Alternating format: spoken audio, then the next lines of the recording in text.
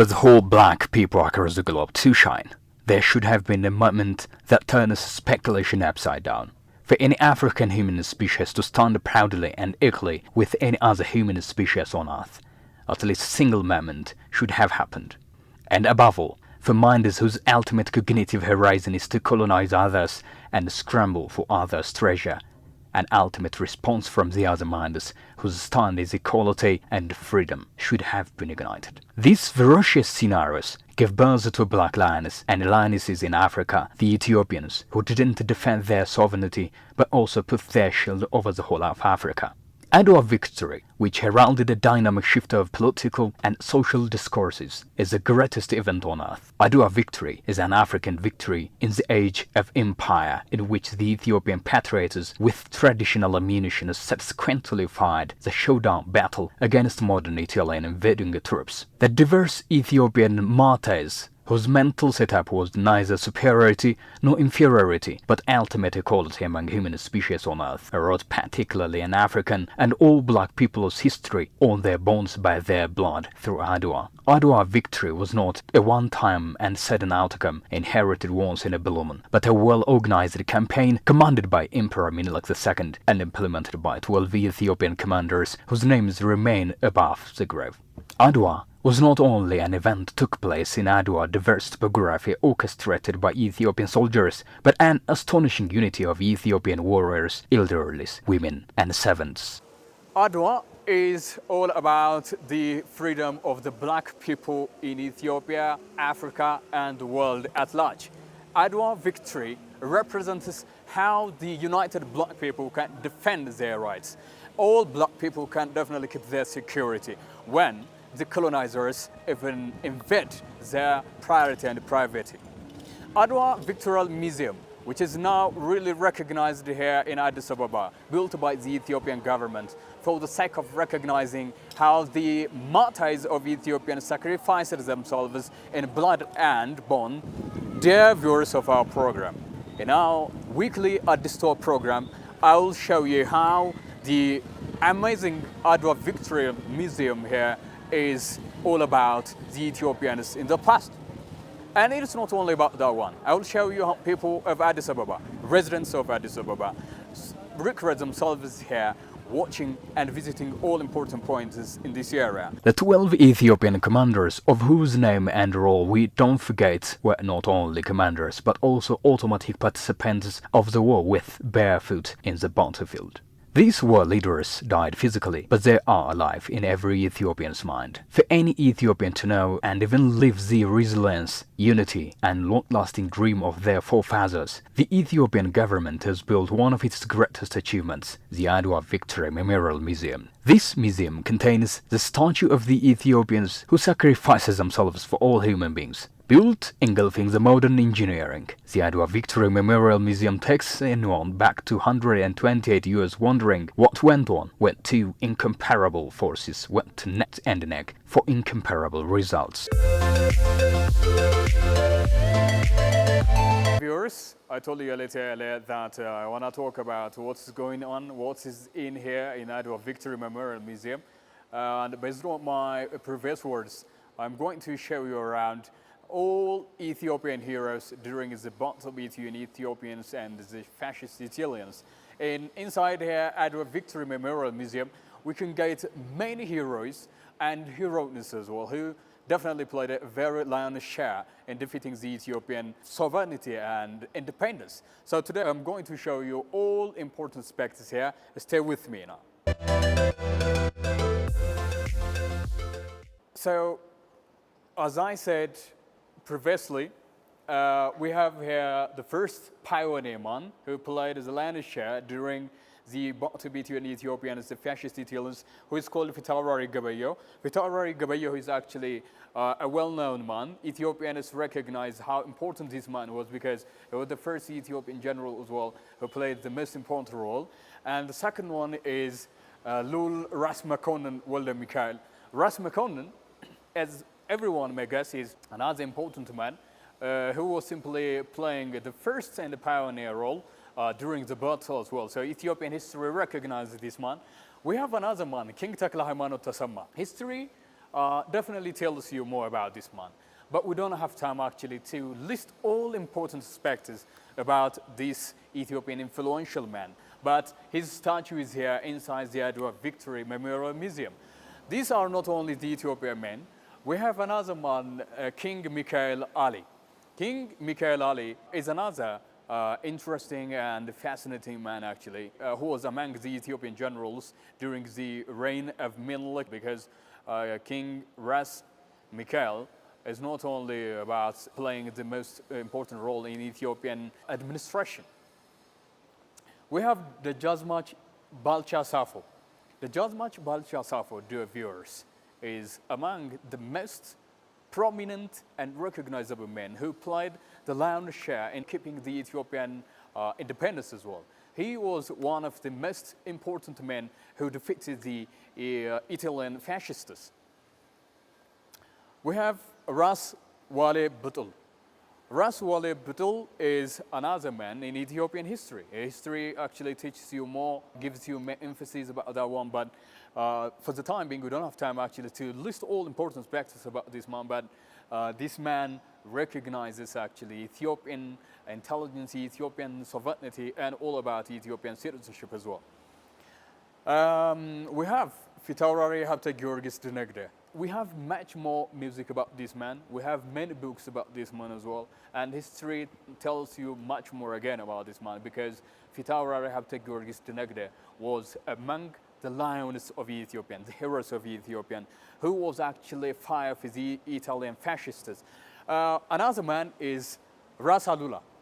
Ras Alula Ingida is, dear viewers, another man who cannot be forgotten by Ethiopians, because we Ethiopians should give high emphasis for all these men.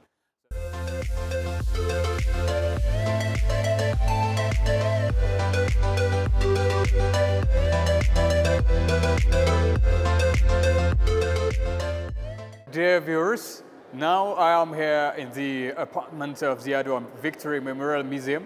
It's very amazing actually. You can definitely be astonished with what you see here. Previously, I was simply showing you around the 12 Ethiopian commanders during the battle between Ethiopian troops and the Italian fascists. And now here, I'm going to show you another very astonishing point, which definitely gives you a very highlight about what Ethiopia looked like in the past.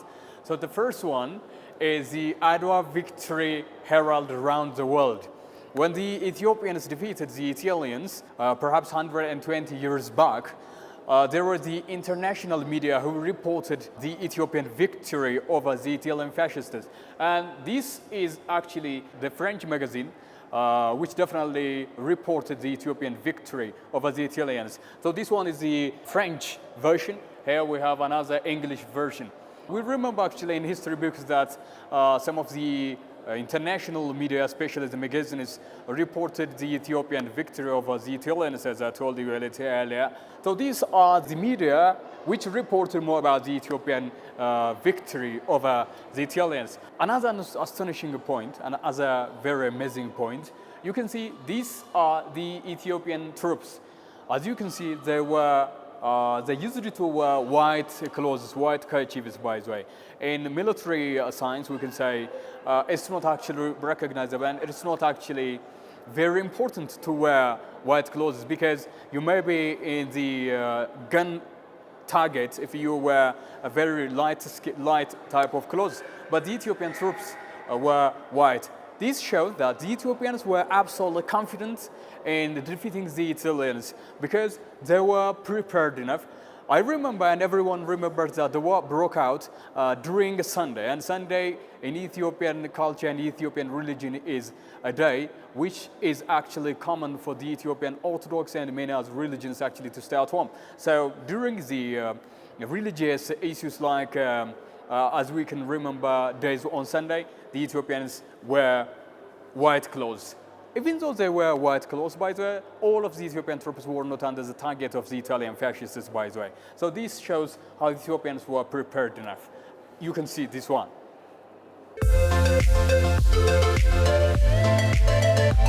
The news that a black force led by a black king defending its independence and territory reigning over a white force was not news in Ethiopia, but an area of debate. diverse analysis and question over the globe. What was read in the front page of an English magazine as Viva Menelik and Vivat Itu is one of the greatest attention-grabbing events on earth, heralding the need for all European powers' attention for their old and inappropriate external policies about Africa. The Adwa Victory Museum shows the two French magazines in French and English language, introducing the news of Ethiopian forces defeating external invaders, the Italian forces.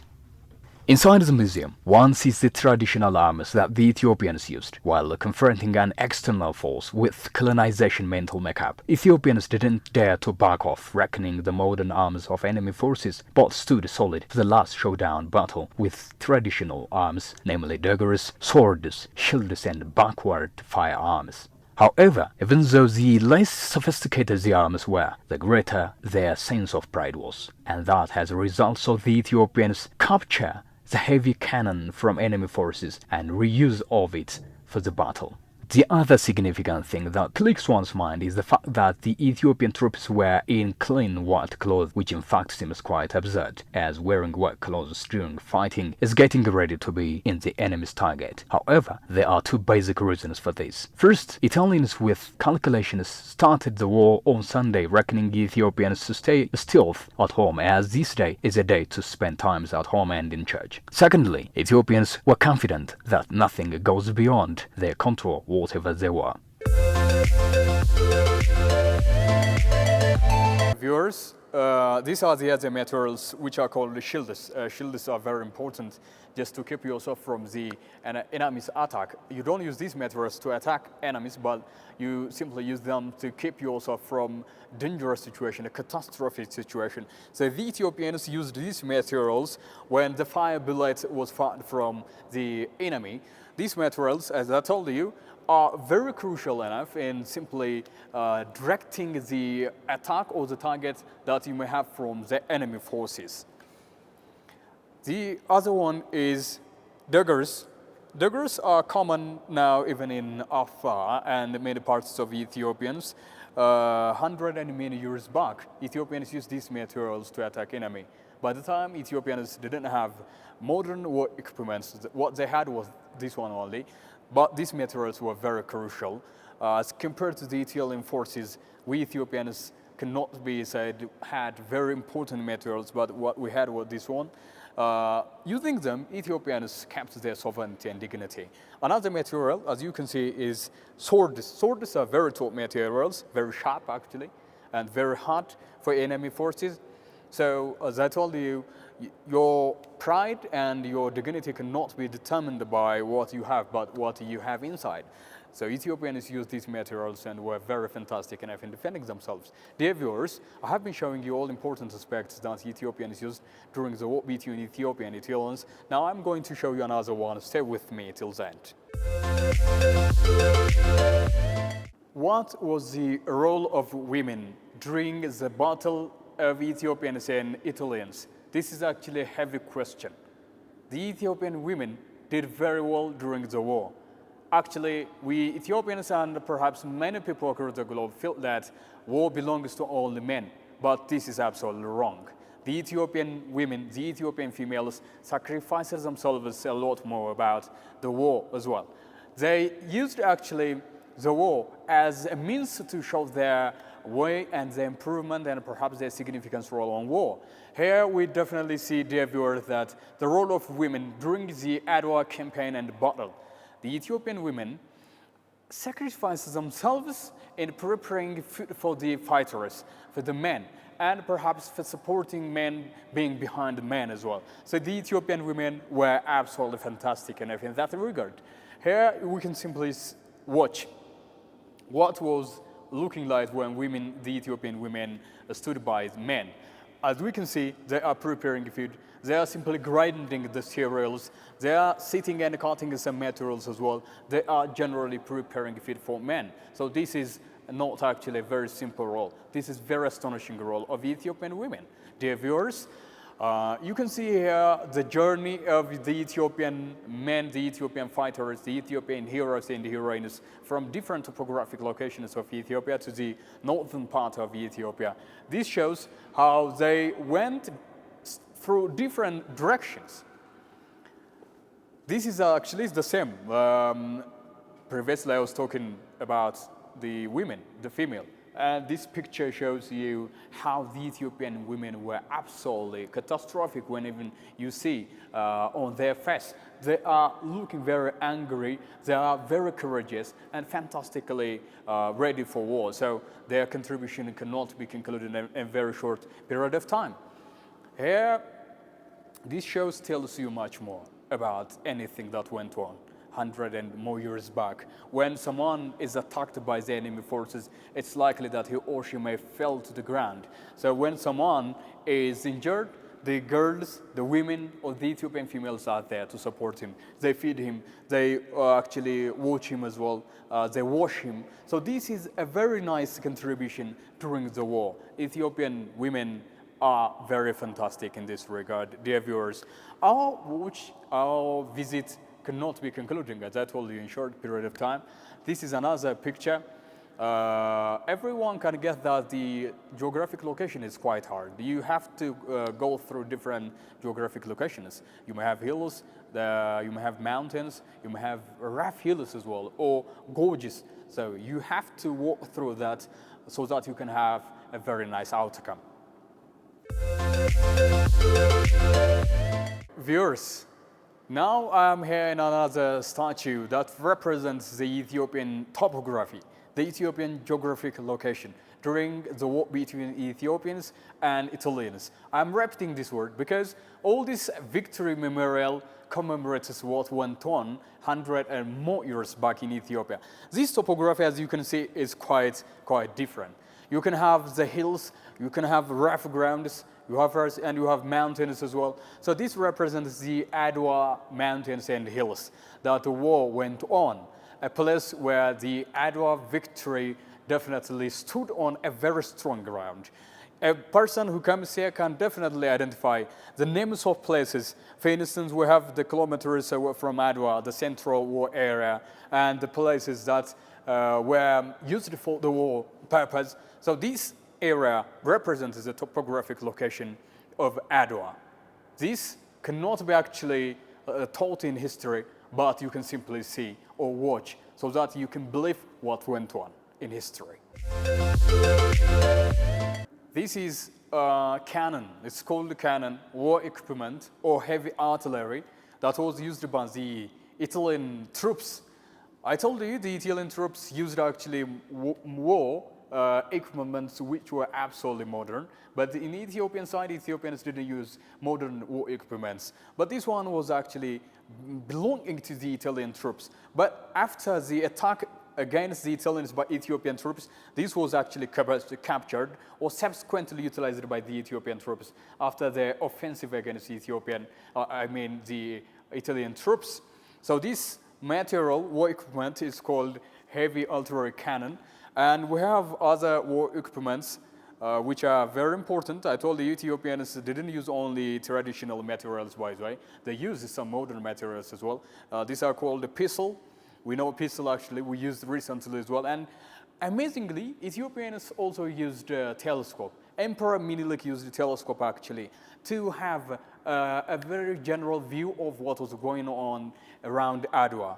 And these materials belong to Ethiopian troops. So these materials can give you a highlight about how Ethiopians also engaging in war with the modern war equipments. During war, everyone can't go directly into war, by the way. There are men who should stay at home and there are men who definitely fight in the battleground. This tells actually us much more about how the Ethiopians went on to the war.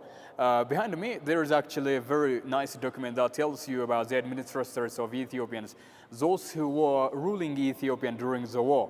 So in this regard, what comes first is Emperor Minilik, who was the king of Ethiopia by the war between Ethiopians and the Italians. As I told you a little earlier, when you have some catastrophic situations, you don't have to go directly into the war. There should be someone who should stay at home. There should be someone who should be behind the military personnel, and there should be someone who should definitely go into the war. So Emperor Minilik was the first actually just to be behind the warriors. And we have another man here, Ras Darge. Ras Darge is one of the major administrators of Ethiopians during the war. So he was behind the troops, the Ethiopian troops. We have Abba Jifar. Everyone knows Abba Jifar as well. He is very prominent enough in the history of Ethiopia because he was one of the administrators of Ethiopians. And we have Bitwaddad Wal Tzaddik. Bitwaddad is another man. Everyone knows him as well. So he was one of the administrators in Ethiopian history during the war between Ethiopia and Italians. Rasta Sammanado is another man. Rasta Samma played his prominent role, his crucial role in Ethiopian history. That's why we are now talking much more about these men, even though they are dead. They are alive because their name is above the grave. We have Ras Wolde Georgis Aboye. This man is another prominent man. Actually, history teaches you much more about this man. So his name is with us now. We Ethiopians should recognize this man because we are living a very nice life because of their lives as well. Dear viewers, we continue again showing you around the other perspectives in this area. Stay with me till then.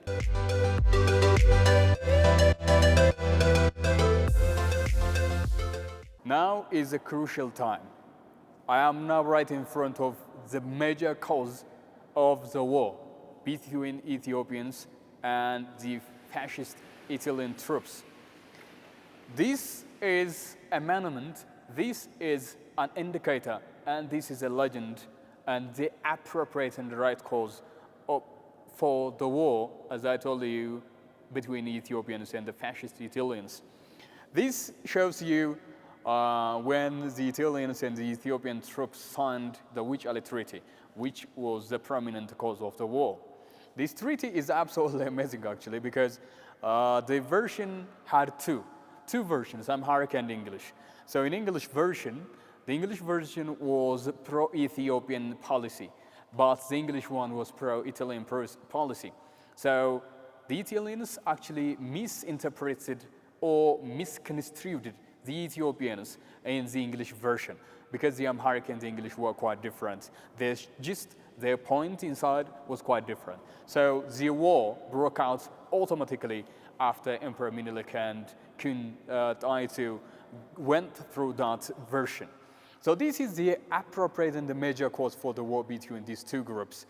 Viewers, when someone comes inside the memorial museum to experience the history of Ethiopia, he or she recognizes and he or she may feel that he or she is right in front of the Ethiopians.